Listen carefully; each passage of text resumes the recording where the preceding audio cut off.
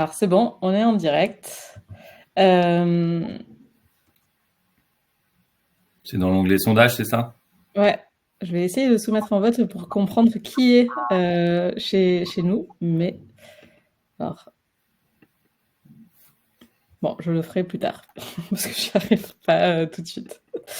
Bienvenue au webinaire qu'on co-anime avec Olivier, où on va vous donner 10 conseils pour réussir ta transition pro. Techniquement, qu'est-ce qu'on va faire?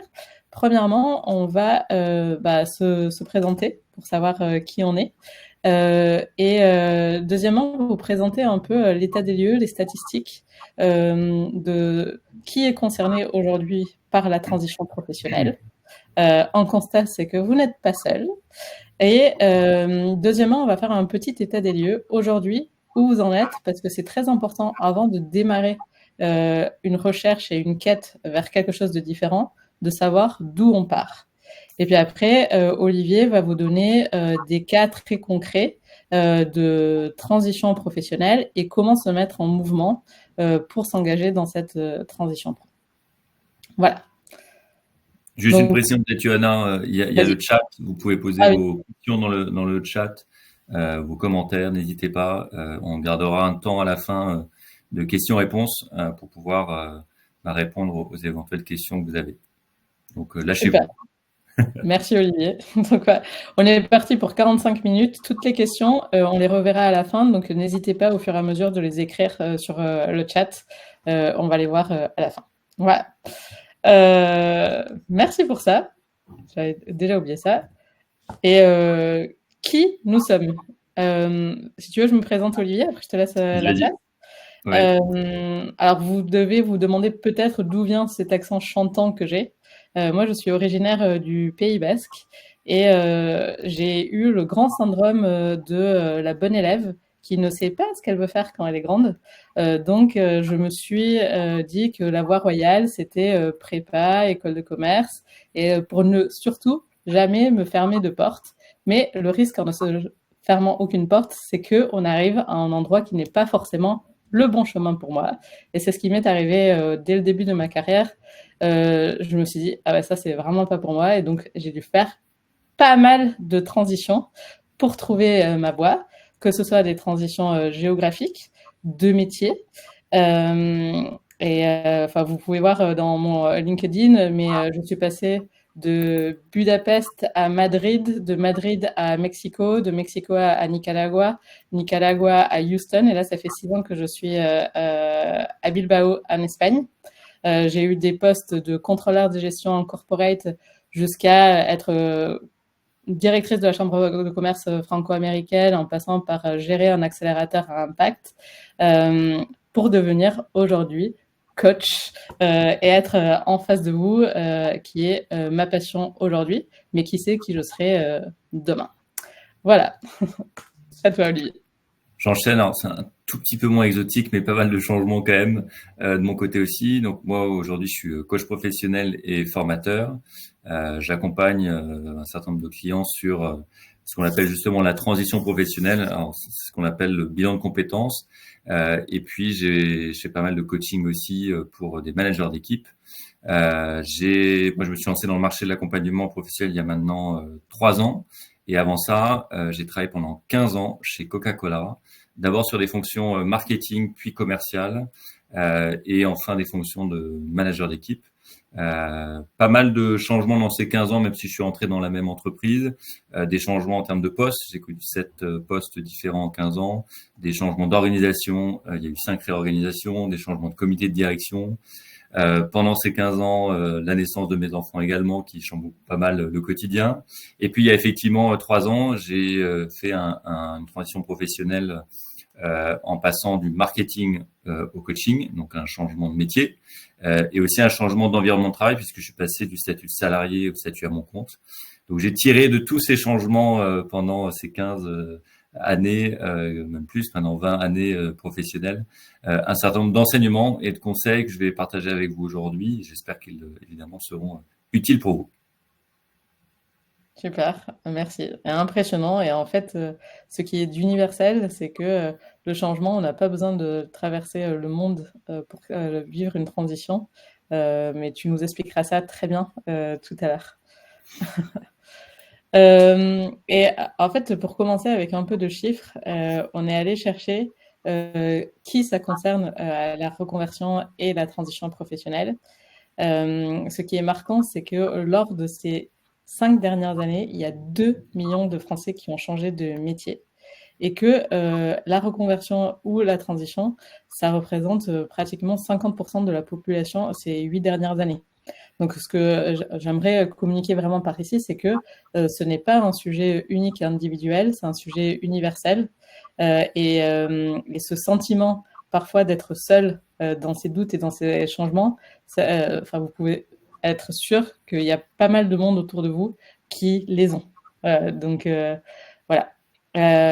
Parmi les cadres, il y a aussi un vrai sujet de peur et des émotions. 58% estiment qu'une reconversion pro est difficile et 60% optent pour une reconversion non radicale. C'est-à-dire qu'on ne va pas tous devenir de cadre chez Coca-Cola à céramiste. C'est pas du tout ce qu'on fait en général chez Boost, mais Olivier va vous en parler. Et au-delà des chiffres, la reconversion et la transition, ça engendre surtout un grand bouleversement émotionnel. Et je sais que parmi vous, il y en a pas mal qui sont en fin de cycle, qui viennent de vivre l'expérience la plus marquante potentiellement de leur histoire pro avec les jeux. Et on connaît très bien ces ascenseurs émotionnels de haut et de bas, de l'euphorie d'avoir vécu ce qu'on a vécu et de la fierté de ce qu'on a vécu et l'angoisse et le stress par rapport à l'incertitude. Mais ce chaos est scientifiquement reconnu et nécessaire pour créer, pour cette dynamique de création d'un nouveau champ des possibles pour ça. Voilà. Donc, bienvenue si vous voulez vous recréer, reimaginer dans les prochains mois. Pour cela, je vous invite à utiliser un outil qui s'appelle la roue de la vie. Et on peut l'adapter à la transition professionnelle. La roue de la vie, c'est quoi? C'est un outil pour identifier la situation à aujourd'hui. Donc, ce que je te propose de faire maintenant, c'est de prendre quelques secondes pour identifier les 6 à 10 paramètres les plus importants pour toi, pour ton équilibre personnel et pour ton bien-être au jour le jour.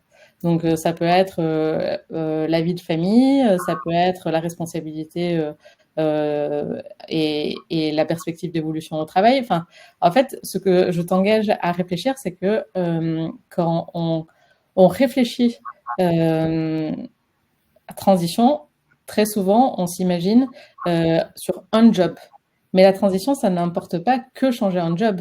C'est de réfléchir à tout ce qu'il y a autour et à l'écosystème autour pour que tu vives la vie qui te corresponde.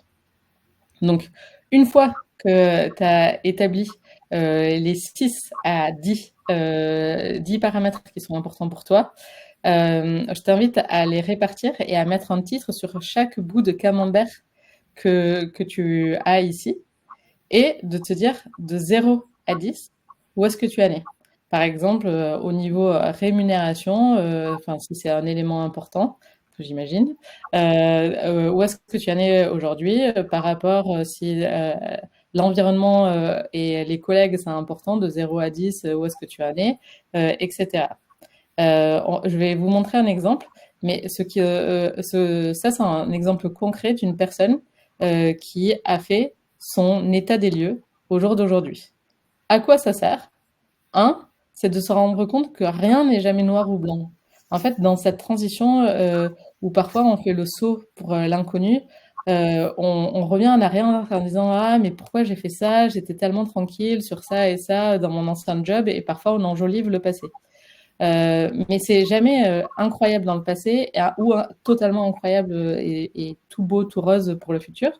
Ça permet de mettre de la nuance, de valoriser aussi ce que tu as, et voir là où tu as envie de changer et quels sont tes triggers ou ouais, les pans de la vie où tu as envie d'investir pour apporter un meilleur bien-être. Donc, dans le cas de cette personne qu'on a accompagnée, elle avait fait une roue de la vie vraiment concentrée sur le job. Donc, vous pouvez voir qu'elle a mis la flexibilité que ça lui avait accordé, la possibilité d'évoluer, excusez-moi, le fun, l'intérêt du job, les collègues, la relation au N+1, la rémunération et enfin, le lieu. Pour elle, par exemple, le transport était très compliqué. C'était l'une des raisons pour laquelle elle voulait changer. Voilà. Voilà un peu un outil pour faire un état des lieux pour engendrer la transition pro. Je te laisse la main, Oli. Ouais. Et je vais peut-être démarrer en cassant un peu un mythe, et t'en as parlé tout à l'heure, Johanna, mais souvent quand on réfléchit à un changement professionnel, on imagine tout de suite un changement radical. On l'a vu pas mal post-Covid. Il y avait des belles stories Instagram sur tous ces changements de vie où je travaillais dans la finance et puis maintenant j'élève des chefs dans le Larzac. Ça existe évidemment, mais retenez que ce n'est pas la grande majorité. Et en fait, la réflexion sur sa transition professionnelle, retenez qu'il y a 3 débouchés principaux. Le premier, et qui est extrêmement important, et c'est à peu près 25% des clients qu'on accompagne, à la fin d'un bilan de compétences, ils décident de rester dans leur job parce que après ce travail de réflexion, ils ont pris conscience du fait que leur job actuel avait quand même beaucoup d'avantages et cochait pas mal de cases, notamment quand ils ont fait cet exercice de la roue de la vie que vient de montrer Johanna, mais qui devait changer un certain nombre de paramètres importants.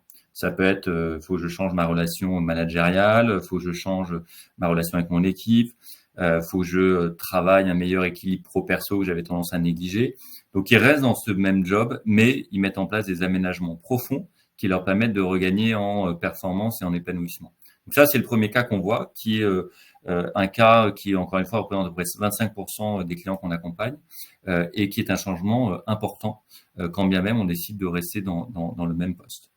Le deuxième débouché qui représente à peu près 50% des clients qu'on accompagne, ce sont des personnes qui décident de rester dans le même métier, mais de le faire différemment. Et quand je dis différemment, c'est souvent avec un environnement de travail qui change. Alors ça, c'est toutes les personnes qui arrivent et qui nous disent je supporte plus mon job. Et puis quand on creuse un peu dans le parcours, on se rend compte que c'est pas le métier en lui-même qu'ils n'aiment plus, mais c'est l'environnement dans lequel ils le font. Et donc ça, c'est typiquement beaucoup de clients qui travaillaient par exemple dans le marketing et qui ont décidé de changer d'entreprise. C'est des personnes qui travaillaient dans l'événementiel et qui étaient dans une agence et qui se sont mis à leur compte en freelance, donc qui restent sur le même cœur de métier mais différemment, etc. Donc ça, c'est un changement qu'on observe beaucoup aujourd'hui. Et qui permet de voilà réajuster un élément important en changeant soit de secteur, soit d'entreprise, soit de statut salarié versus freelance, et qui permet souvent de voilà redécouvrir un épanouissement dans le travail. Et puis troisième débouché, c'est pareil à peu près 25%. C'est ce fameux changement de métier, ce qu'on appelle la reconversion. J'en ai fait une, j'en ai parlé tout à l'heure. C'est possible. Maintenant, c'est un changement évidemment plus long, plus profond, plus complexe, avec effectivement un peu plus de risques associés. Mais c'est un changement qui est nécessaire pour certains lorsqu'ils considèrent que ils n'apprennent plus sur ce métier-là, ils n'ont plus de volonté de continuer sur le même métier, ils ont envie de découvrir autre chose. Et le bilan de compétences permet ça également. Hop, je passe à la slide d'après. Je te laisse la main, Johanna, pour décrire ce slide important. Merci. Pardon. Oui, en fait, ce qu'on veut avec cet outil qui s'appelle l'index de computation, c'est à nouveau être un outil pour analyser où est-ce qu'on en est et à nouveau faire un petit diagnostic de qu'est-ce qui me bloque pour pouvoir avancer dans cette transition-là. Parce qu'il y a c'est la raison, mais on ne fonctionne pas qu'avec la raison, on est des êtres émotifs et les émotions, en fait, influencent nos pensées et nos pensées influencent nos actions. Et en fait, c'est un cercle vicieux ou un cercle vertueux. Et ce qu'on peut vraiment travailler, c'est sur la pensée. Mais aujourd'hui, je ne vais pas vous parler forcément de ce cercle-là. Mais selon l'index de computation, en fait, pour être en équilibre, on devrait passer un tiers de notre temps à agir, un tiers à ressentir nos émotions et un tiers à la pensée. La réflexion que j'aimerais vous poser, c'est aujourd'hui, quelle est ma tendance naturelle? Est-ce que je viens d'accompagner une personne qui, par exemple, était tout le temps dans l'action, action, action, action, action, et qui, du coup, crée une émotion de ne pas avoir le temps, d'être toujours en stress et créer une pensée de j'ai pas le temps de penser, il faut juste que je fasse. Et en fait, l'index de computation lui rend bien compte que autant d'actions, elle est en déséquilibre. Et c'est comment est-ce qu'elle peut faire un peu moins pour pouvoir rééquilibrer pensée, émotion, action. De la même façon, on rencontre quand même beaucoup de personnes qui sont beaucoup dans la pensée et qui créent énormément de bruit de fond dans la cervelle et qui empêchent parfois l'action parce qu'il y a toujours la contrebalance et la conséquence de n'importe quelle action qu'on prenne. Et c'est aujourd'hui, de quoi est-ce que j'ai besoin pour être un peu plus équilibré pour me lancer dans la transition. Voilà.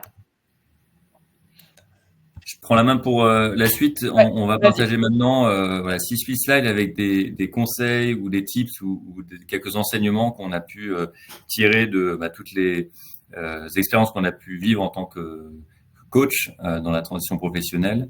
Le premier enseignement que j'aimerais partager avec vous, c'est le fait que quand on commence cette réflexion-là sur c'est quoi l'étape d'après dans ma carrière, souvent on a l'impression d'être face à une montagne.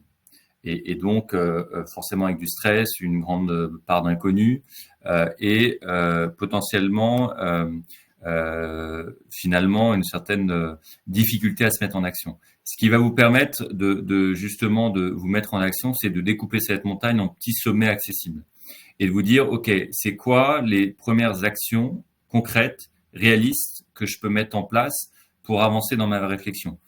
Première action, c'est par exemple de s'inscrire à ce webinaire. La deuxième action, c'est peut-être de vous renseigner davantage sur la transition professionnelle, le parcours boost, etc. Moi, quand je suis passé du marketing au coaching, il m'a fallu 1 an dans cette transition professionnelle. Et évidemment, ce qui était important, c'est d'avoir un plan d'action bien précis. J'avais un objectif par mois où je me disais, ce mois-là, il doit être consacré à ce sujet et ce mois-là, il sera réussi si quoi.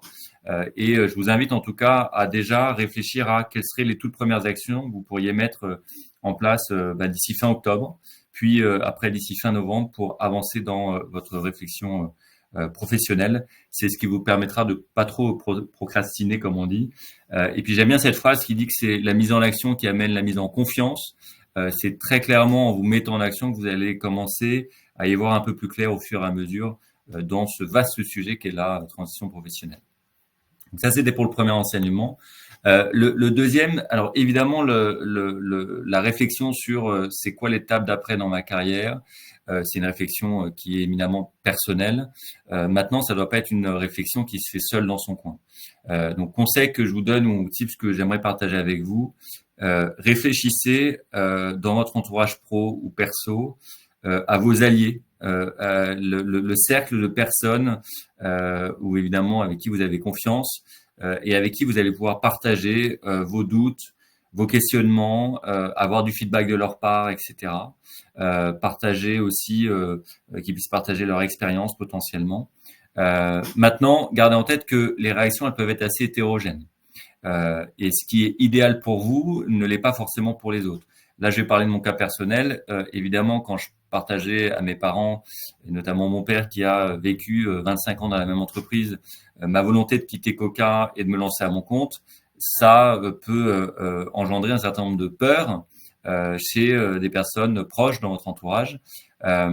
Et le conseil que je vous donne, c'est évidemment les personnes qui vont dire mais c'est top, lance-toi, c'est génial, c'est fait pour toi, c'est toujours hyper agréable à entendre et c'est important d'avoir des soutiens pour évidemment être dans une énergie positive. Maintenant, les personnes qui vont vous challenger, c'est une matière hyper intéressante aussi.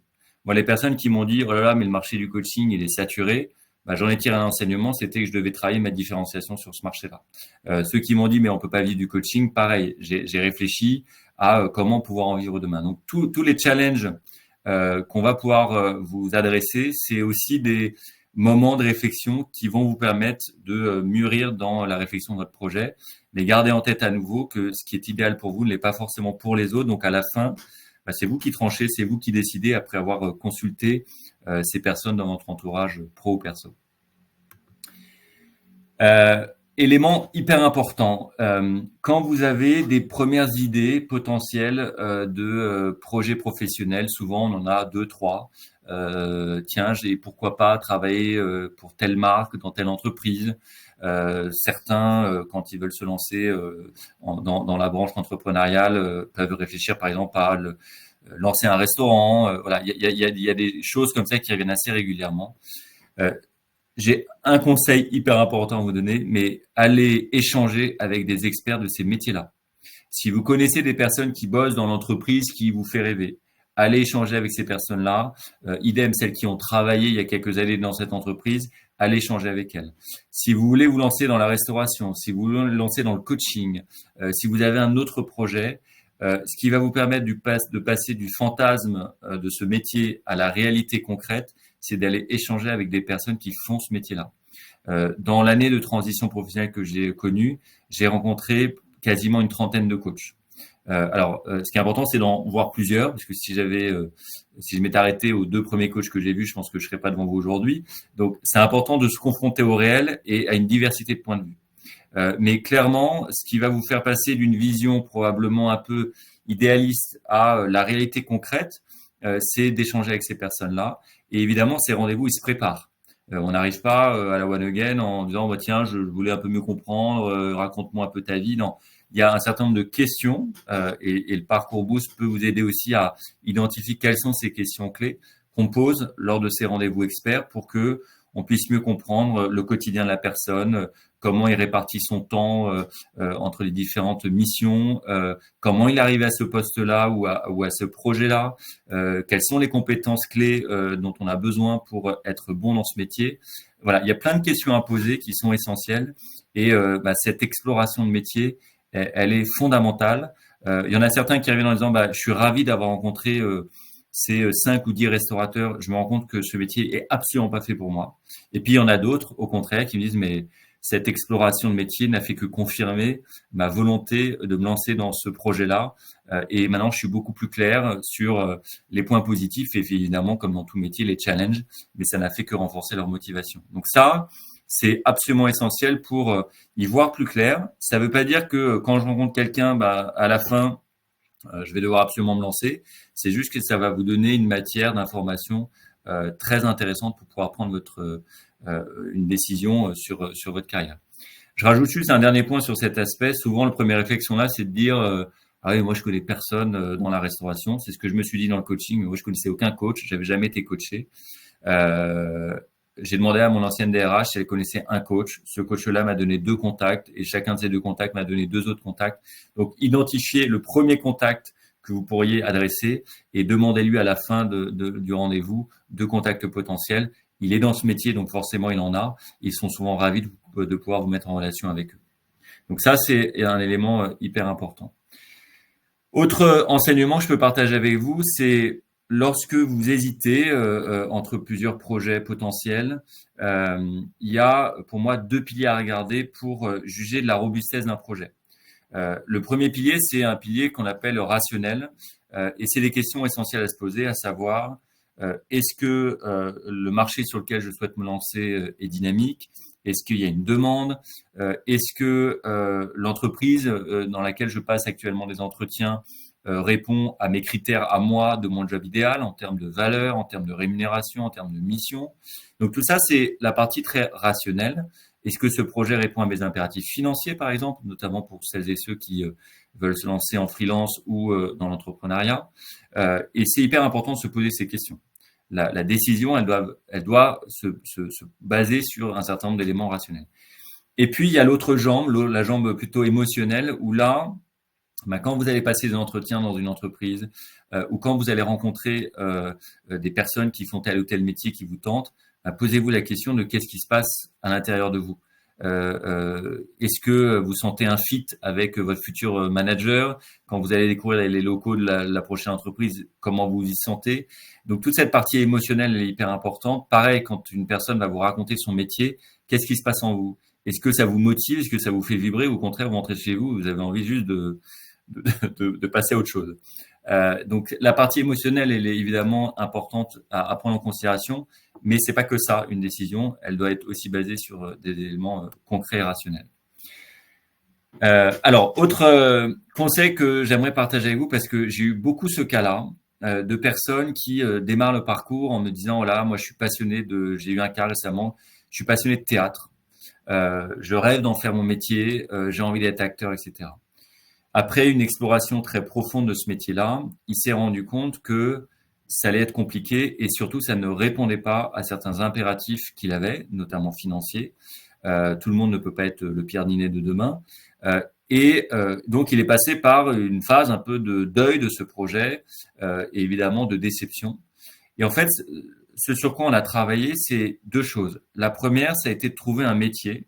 Et aujourd'hui, il travaille dans l'événementiel et le secteur de la culture, qui lui permettait néanmoins, sans être comédien, de travailler un lien avec cette passion qu'il avait. Moi, ma passion depuis toujours, c'est le tennis. J'ai fait sport-études tennis quand j'étais jeune. Bon, j'avais absolument pas le talent de Federer, ni le mental de Nadal, ni le physique de Djokovic, donc j'avais rien de tout ça.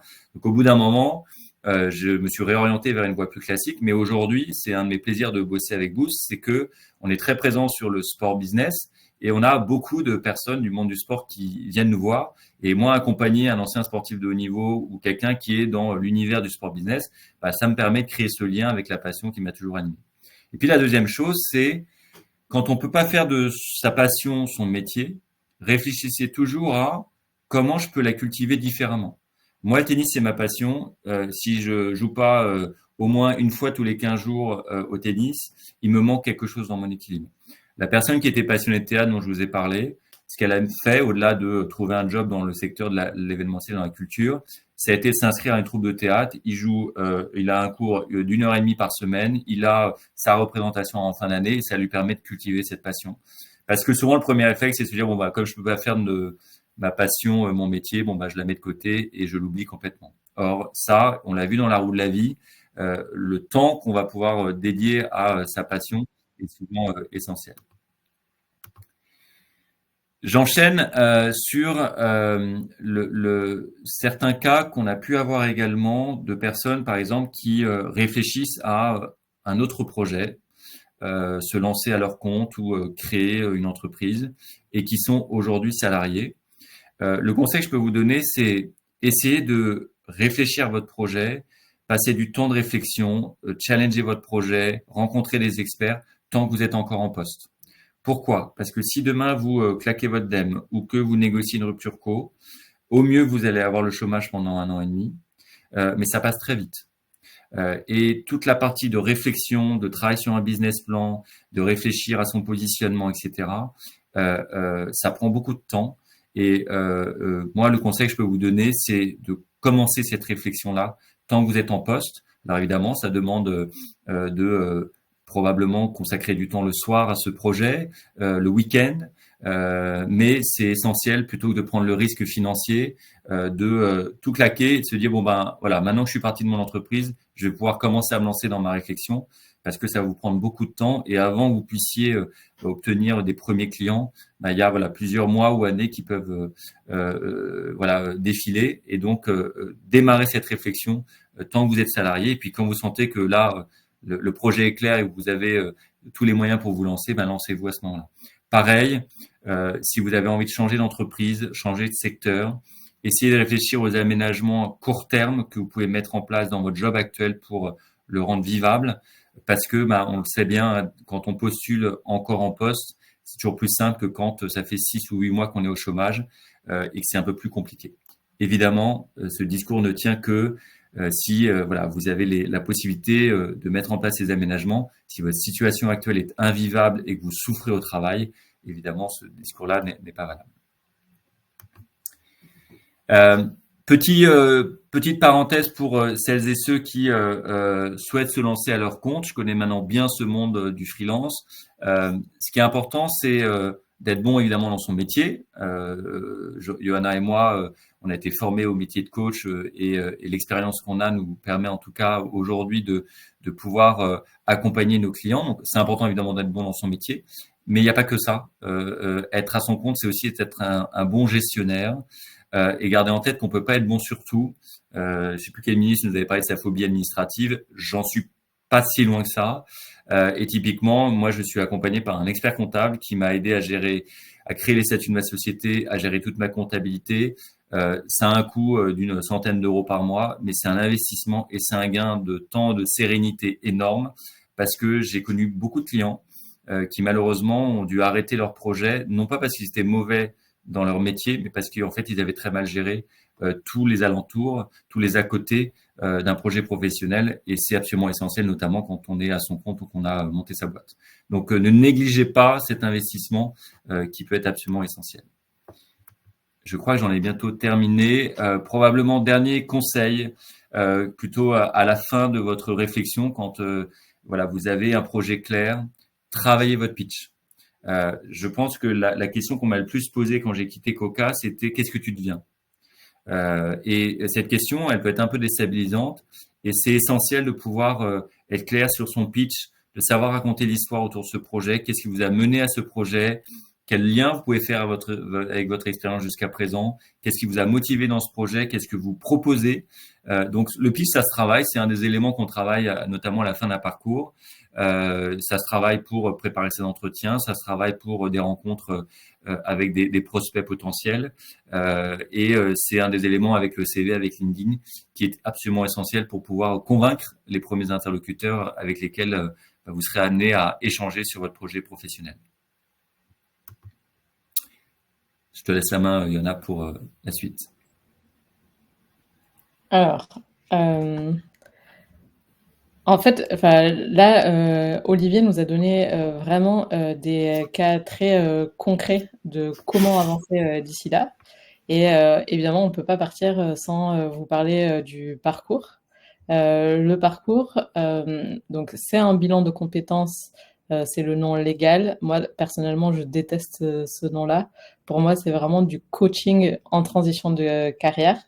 Et qu'est-ce que c'est? Pour moi, c'est se créer un cadre sécure pour mettre en priorité et en urgent tous ces thèmes si importants pour définir là où on veut aller, mais qui, si on ne prend pas ça au sérieux, sont souvent délégués à tout en bas de la to-do list.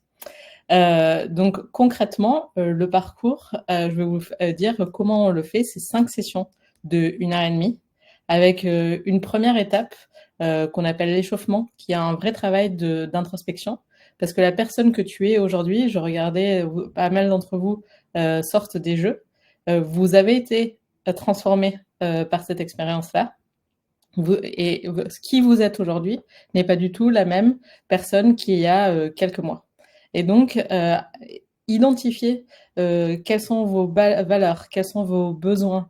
Et très souvent, en fait, j'entends, et je pense qu'Olivier, c'est aussi ton cas, oui, mais maintenant, j'ai des enfants, j'ai un prêt immobilier, donc je suis moins flexible. Ça veut dire que, en fait, tu as identifié ce cadre au-delà du matériel de façon émotive et affective.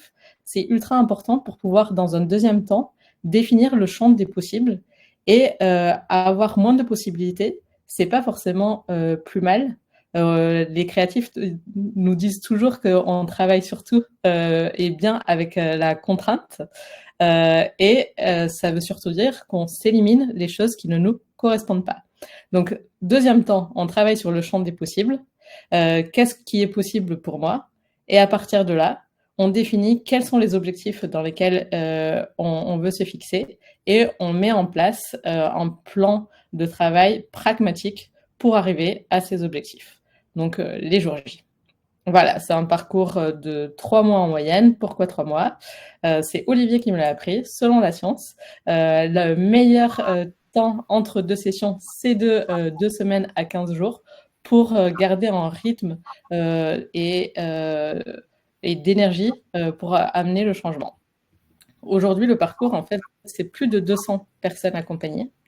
Je ne connais pas une seule personne qui a regretté de l'avoir fait, parce que dans le pire des cas, c'est un temps qu'on prend pour soi, pour apprendre un peu mieux qui on est, quels sont nos besoins, et définir. Et pour moi, en fait, ce que je recommande à tous mes amis, à tout mon entourage de le faire, je dis que c'est vraiment un cadeau que de se faire à soi-même pour faire baisser ce bruit qu'on a souvent dans la tête, tous ces doutes, éclairer ce qui est important et cheminer vers ce qui fait sens pour soi.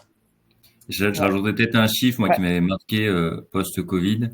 Il y avait 63% des démissions qui avaient été regrettées. Et je pense qu'une des raisons de ça, c'est que probablement bon nombre de personnes n'avaient pas été, je pense, bien accompagnées dans ce changement. Et à situation extrême, comme on l'a vécu avec le Covid, forcément, il y a eu des réactions extrêmes de dire je claque ma dème, je pars et je vais être libre, etc. Je pense que c'est important d'être accompagné dans ce changement-là. Moi-même, j'ai été accompagné quand j'ai quitté Coca-Cola, et quand bien même j'avais ce projet clairement en tête depuis pas mal d'années, l'accompagnement que j'ai eu pendant 1 an m'a permis justement de challenger ce projet, de travailler sur les étapes, les next steps, le plan d'action, etc. Travailler sur mon pitch comme j'en ai parlé. Et c'est toujours important d'avoir quelqu'un un peu neutre avec lequel on va pouvoir partager, se confier. Le bilan de compétences, c'est pas un moment linéaire, hein, c'est des moments où on a l'impression d'avancer et tout se passe bien, et puis des moments de doute et de questionnement, et c'est normal, et il faut passer par là. Un coach, il est là pour accueillir tout ça. Donc un coach, c'est ni votre DRH, ni votre père, ni votre meilleur ami, ni votre copain, avec qui voilà, on sait que quand on se confie, ça peut voilà, soit les stresser ou soit nous mettre mal à l'aise. Un coach, il est là pour écouter tout ça sans jugement et vous accompagner au mieux. Tout à fait. Du coup, je ne sais pas si vous avez des questions en particulier que vous vous posez par rapport à votre situation ou par rapport à ce que c'est le parcours en bilan de compétences ou n'importe quel conseil. Compétences ou appétence? Les deux. Les deux, et c'est une très bonne question. Merci Pierre-Antoine, vous nous faites déjà du bien. Si au moins on a servi à ça pendant cette demi-heure, c'est que c'est réussi. Donc un grand merci pour ce feedback. Pour la réponse, pour la question de Flo, les deux. Alors c'est marrant que vous posiez cette question parce que il y a deux éléments essentiels qu'on travaille notamment dans la phase 1, qu'on appelle un peu d'introspection, de réflexion sur soi avant de réfléchir sur son projet. C'est qu'est-ce que je sais faire, les compétences, et qu'est-ce que j'aime faire. Et ça, on appelle ça les appétences ou les motivations, pour que le prochain projet que vous allez définir, il permette à la fois d'utiliser les compétences que vous avez pu acquérir. Après, il y a peut-être des compétences que vous avez plus envie d'utiliser, donc il y a même cette réflexion-là de j'ai envie de quoi à travers mes compétences. Et puis aussi un projet où les missions au quotidien vont être en ligne avec vos appétences, vos motivations. Et donc, on travaille les deux. Et pour rajouter à ça, il y a un exercice qu'on fait de temps en temps dans le parcours qui s'appelle l'ikigai. Et en fait, l'ikigai, c'est une philosophie japonaise avec 4 cercles. Et l'ikigai, c'est le cercle qui fait le cercle entre les 4. Et dans les 4 cercles, il y a quoi? C'est qu'est-ce que j'aime faire? Qu'est-ce que je sais faire? Qu'est-ce que le monde a besoin, ce dont le monde a besoin, et ce pourquoi je peux être payé. Et très souvent, en fait, ça peut être un complément de compétence ou appétence. Ce que tu sais faire n'est pas forcément ce que tu as envie de faire, ni ce dont le monde a besoin aussi. Mais c'est trouver ce sweet spot et cet ikigai qui peut évoluer évidemment dans le temps. Voilà. Il nous reste quelques minutes encore. C'est le moment pour d'éventuelles questions. Donc, n'hésitez pas. On regarde le chat. Hop, j'ai l'impression qu'il y en a une qui vient d'arriver. Ah, merci. C'est déjà pas une question, mais c'est toujours très sympathique. Donc, n'hésitez pas si il y a un besoin de préciser certains éléments qu'on a partagés. On allait relativement vite, mais au moins, comme ça, vous avez une vision un peu plus complète de ce qu'est pareil, je déteste ce terme-là, un bilan de compétences. J'ai l'impression on donne un rapport comptable de vos compétences. C'est beaucoup plus large que ça. C'est vraiment un accompagnement à la réflexion professionnelle ou à la transition professionnelle pour définir l'étape d'après et la concrétiser. Et, et en fait, je vois que pas mal d'entre vous, vous êtes donc en post-jeu, 13 d'entre vous aujourd'hui. Euh, donc, si je réponds, enfin, on prendra ta question tout de suite après, mais si vous voulez partager dans le chat l'émotion dans laquelle vous êtes en ce moment, ça pourrait être intéressant de voir s'il y a certaines choses qui ressortent. Et donc, la question, c'est, ce serait quoi le tout premier pas selon vous? Alors, Olivier, ça, c'est pour toi. Le tout premier pas, c'est au-delà d'aller déjeuner, ça serait de se poser la question de qu'est-ce que je retire de ce webinar, qu'est-ce que j'en ai compris. Donc, juste de prendre 5 minutes de réflexion sur qu'est-ce que j'ai compris de ce webinar et justement de se poser la question de c'est quoi mon tout premier pas. L'autre pas, ça pourrait être peut-être que vous avez dans votre entourage des personnes qui ont été accompagnées dans une transition professionnelle. Et ça serait peut-être d'échanger avec elles aussi, parce que je crois toujours beaucoup à ce partage d'expérience. Et puis autre pas, ce sera peut-être le troisième, c'est de contacter Johanna pour discuter avec elle. C'est toujours un moment fort sympathique. Donc voilà. Alors, merci Olivier. Laure, très envie de pouvoir changer avec vous pour avoir votre point de vue sur ma situation. Laure, bah, j'espère qu'on va bientôt discuter. Échanger avec vous. Voilà. Échanger. Et pour changer potentiellement, avec plaisir, Laure, Johanna. Ouais, De votre alors côté. si c'est pas encore fait, sur le site web du parcours, vous pouvez prendre directement rendez-vous avec moi. Je suis très curieuse de connaître votre expérience. Enfin, sincèrement, j'adore ces appels découvertes-là. Mon objectif dans ces appels découvertes, c'est vraiment d'identifier qui vous êtes, quels sont vos enjeux, pour pouvoir vous proposer un ou deux coachs avec qui discuter pour partir sur votre parcours, parce qu'on est persuadé que le fit humain, c'est 80% de la réussite dans le bon accompagnement. Et donc là, je vois des émotions post-jeu, fierté Fierté et doute. et doute sur le C'est ce qu'on what's the entend next. beaucoup. Fierté, on peut que le comprendre, et doute aussi. Et comme je le disais tout à l'heure, la mise en action amène la mise en confiance. Donc, quand on a des doutes comme ça, plutôt que de rester dans son canapé à réfléchir et se dire bon, qu'est-ce qui va se passer, réfléchissez à ce petit plan d'action qui va vous permettre d'avancer au fur et à mesure dans votre réflexion. Et si vous avez besoin d'être accompagné, on serait évidemment ravis. Et vu que le mouvement, c'est ce qui est en vogue en ce moment, c'est vraiment le mouvement qui apporte des opportunités et qui apporte d'autres mouvements. Donc, quel est le petit mouvement que vous pouvez engager aujourd'hui? Parce que ça, moi, je crois vraiment à l'effet papillon. Ce que le petit truc que vous faites aujourd'hui peut avoir un grand impact d'ici 10 ans, 15 ans, et un vrai retour de karma. Et je vous partage juste une expérience personnelle. Moi, je ne savais pas du tout ce que c'était être coach il y a quelques années.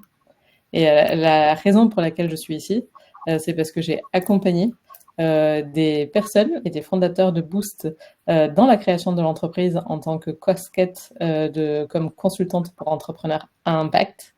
Et on a vu en moi les qualités d'être un bon coach. Et c'est ce retour de karma qui fait que je suis devant vous aujourd'hui. Et en fait, je me dis, mais comment je n'ai pas su ce que c'était avant? C'est vraiment fabuleux et je me sens vraiment à ma place aujourd'hui. Voilà. Les JOP sont ma première expérience post-transition pro. C'est-à-dire, c'est ta toute première expérience professionnelle?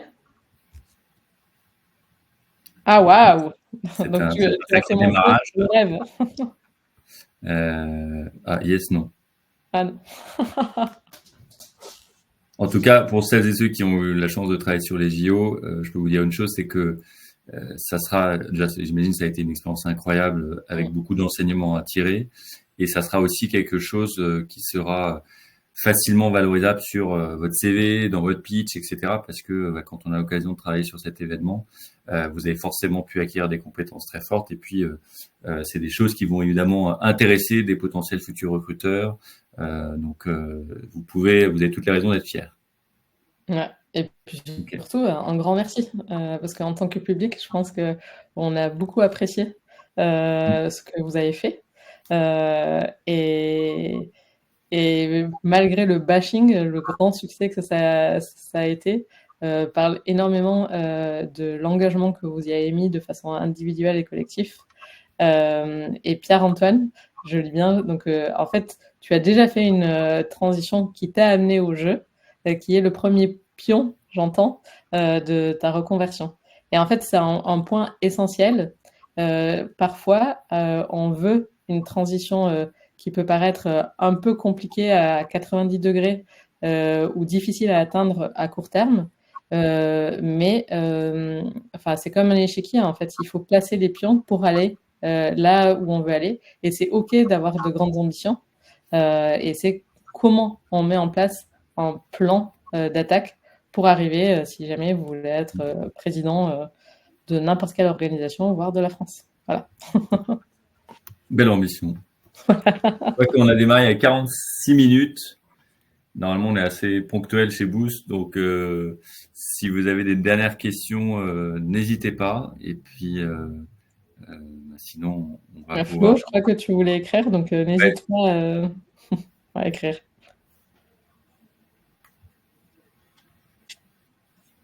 Aurélie aussi, très bien. On prend les derniers commentaires. Un immense merci pour la qualité de cette présentation. Merci Aurélie. J'espère vraiment, si ça vous a parlé, que je vais avoir l'occasion ou que mes collègues auront l'occasion de discuter avec vous. Dans ce premier échange de 30 minutes, le pire que vous allez perdre, c'est 30 minutes pour échanger de votre situation et sortir potentiellement de quelques doutes. Voilà. Flo, j'ai dû mettre en arrêt de travail pour burn-out et donc pour réfléchir. C'est aussi une des situations de réflexion de transition professionnelle. Parce qu'en fait, quand le corps nous arrête, c'est qu'il y a des choses à changer. Alors, quelque chose de très clair, c'est qu'on n'est pas des médecins.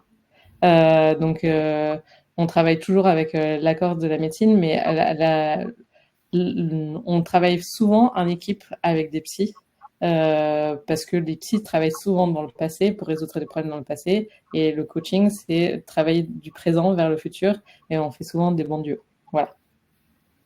Rendez-vous pris, Paul, trop bien. Johanna va être débordée. Super, Flo. Est-ce que tu veux rajouter un mot de la fin, Olivier? Non, juste un grand merci. C'était alors que on vous voit pas et on a toujours peur que ça soit pas super interactif, et ça l'a été finalement parce que vous avez beaucoup participé dans le chat. Donc juste un grand merci. On a pris beaucoup de plaisir à préparer ce webinaire. Ravi d'entendre que ça vous a intéressé, que les conseils ont été utiles. Et maintenant, ma place au rendez-vous avec Johanna, vous verrez, la demi-heure sera à la fois très utile et agréable. Donc, et peut-être que j'aurai l'occasion de vous accompagner aussi. Donc, merci beaucoup pour votre présence et votre interaction aujourd'hui. Voilà. Et donc comme ça, comme vous connaissez deux coachs, peut-être que dans mon rendez-vous découverte, on dit mais je voudrais absolument travailler avec Olivier. Voilà. Les autres sont très bons aussi. En effet, on a une super équipe. Mais moi, je voudrais finir avec beaucoup de gratitude pour ce que vous nous avez offert cet été, pour ce qui était dans les jeux, et aussi pour votre temps et votre attention, parce que ça fait très plaisir de vous lire, de vous voir, enfin, même si on ne peut pas vous voir, et sentir que ce petit webinaire vous a servi. Ça fait toujours chaud au cœur de savoir qu'on a un impact direct sur les personnes. Voilà. Donc, merci beaucoup. Merci À très beaucoup. bientôt. Bonne fin de journée. À bientôt. Ciao. Ça booste. C'est le mot de la fin.